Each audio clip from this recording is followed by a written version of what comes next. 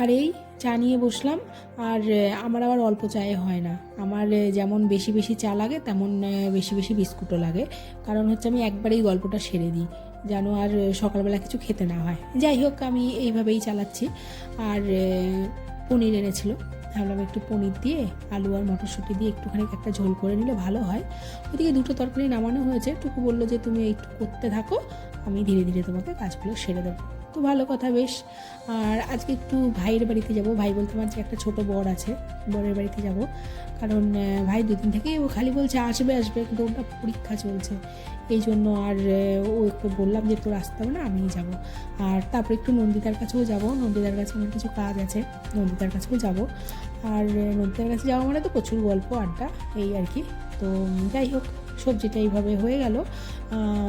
একটুখানি সব কিছু কষাবো। আর আজকে ওই আলুটা যখন সেদ্ধ করেছিলাম না, ওই আলু সেদ্ধর মধ্যে লঙ্কাগুলো সেদ্ধ দিয়ে দিয়েছিলাম, দিয়ে আর মশলাগুলো যেমন দিয়েছি, আজকে একটু বেশি করে টমেটো দিয়েছি। কারণ এই পনির আর মটরশুঁটি আলুর তরকারিতে যদি একটু পনিরে মানে টমেটোটা একটু বেশি দেওয়া হয় তাহলে ভালো হয় আর কি।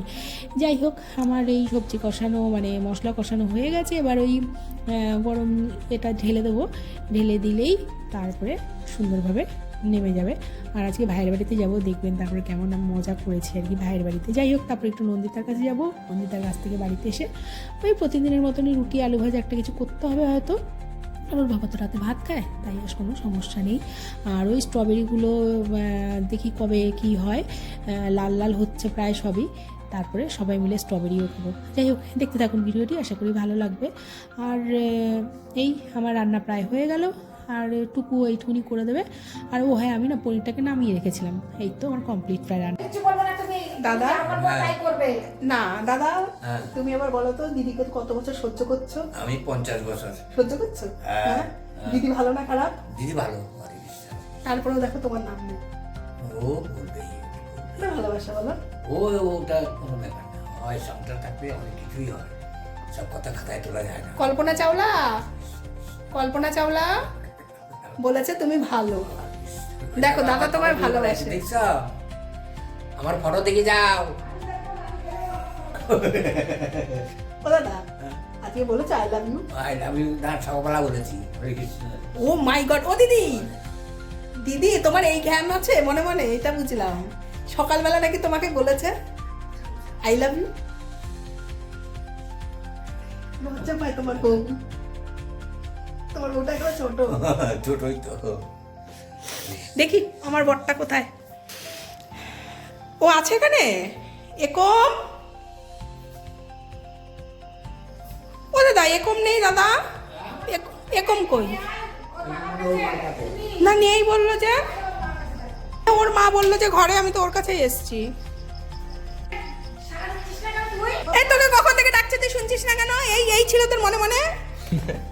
ছোনা ভাইটা আবার ভিডিও।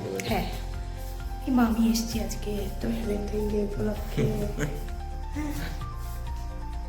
বিজয় বন্ধন ভালো লাগে না? না, আমার তো ভালো লাগে।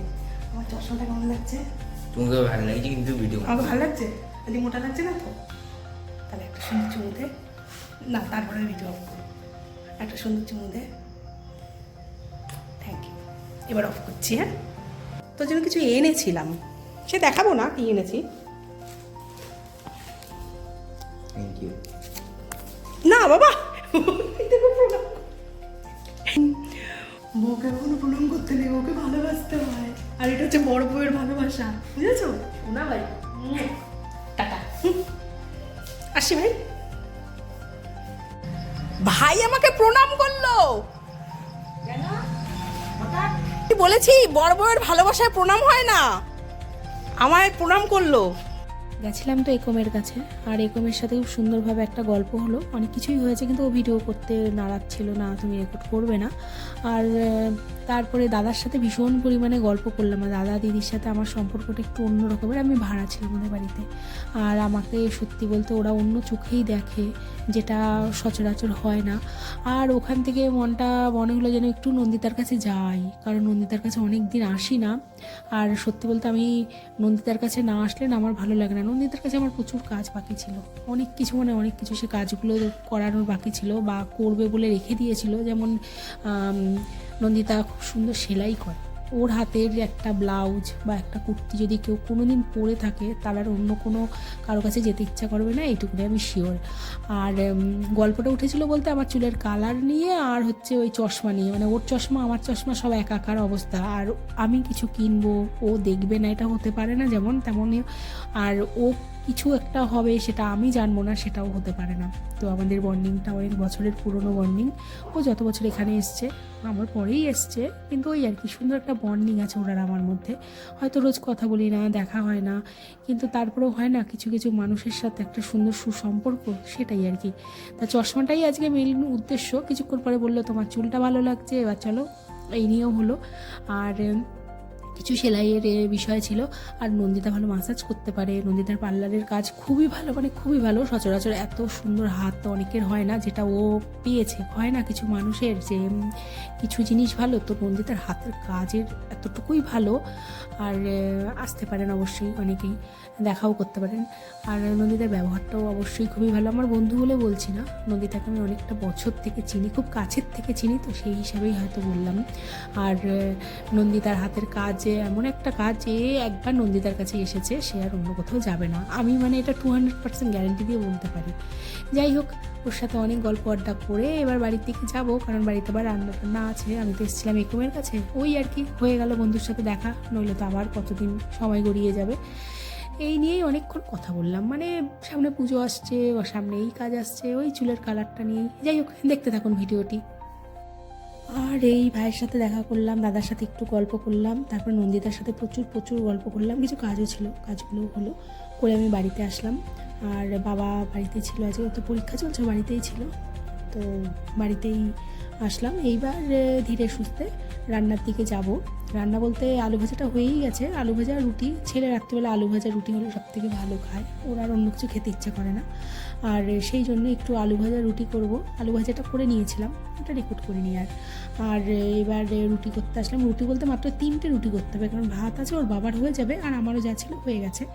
আর এই জন্য মাত্র যে 3টে রুটি, মানে 3টে রুটি করতে যে কত একখানা মাথায় চাপ থাকে না, বলার মতো না। মানে হয় 4টে রুটি হয়ে যায়, না হলে 2টো রুটি। কোনো দিন আমি ঠিকঠাক করে করতে পারিনি, তো ওই মেপে মেপে মেপে আর আটা গোলা রেখে দেবো, তারপরে সেটা করবো, সেটা আমার দ্বারা আবার হয় না। যাই হোক, এবার ওই গুনে গুনে 3টে রুটি হবে। রুটি হওয়ার পরে টুকটাকভাবে সারাদিন কম বেশি এটা ওটা টুকটাক কাজগুলো আছে বাড়িতে, ওগুলোও করবো। আর সারাদিন বলতে গেলে ওই একটু ভাইয়ের সাথেই গল্প করছিলাম, কিন্তু ভাইয়ের পরীক্ষাটা শুরু হয়ে গেছে, তো ওই জন্য না ভাই একদম সময় পাচ্ছে না, নইলে ভাই হয়তো ঠিক আসতো আজকের দিনটায় অন্তত, কারণ ভাই প্রতি বছর ছোট্টবেলা থেকে আসে আমার কাছে। যাই হোক, এরকম সুসম্পর্কগুলো থাকুক, ভাইও খুব ভালো থাকুক। আর আজকের ভিডিওটি আমি এখানটাই শেষ করব, কারণ ভিডিওতে আর কিছু নেই তেমন, এখন রোজের জীবন তো তাই। যাই হোক, ভিডিওটি যদি কোনো রকম ভালো লেগে থাকে বা কিছু ভালো লেগে থাকে, অবশ্যই লাইক কমেন্ট শেয়ার করবেন, সাবস্ক্রাইব করবেন। আর বলবেন কেমন লাগছে কি লাগছে না। যাই হোক, আর এই কথা বলতে বলতে আমার রুটি প্রায় হয়েই গেলো। এবার ছেলেকে ডাকলাম, ও বললো হ্যাঁ দিয়ে দাও, খেয়ে নেবো, খেয়ে পড়তে বসবো আর কি। বললাম বেশ, তাই হোক তাহলে। আর টুকটাকভাবে হয়েই গেল। এবার ভিডিওটি রাখবো এখানটাই, আজকের মতন এখানটাই। দেখা হচ্ছে নতুন কোনো ভিডিওতে। শুভরাত্রি।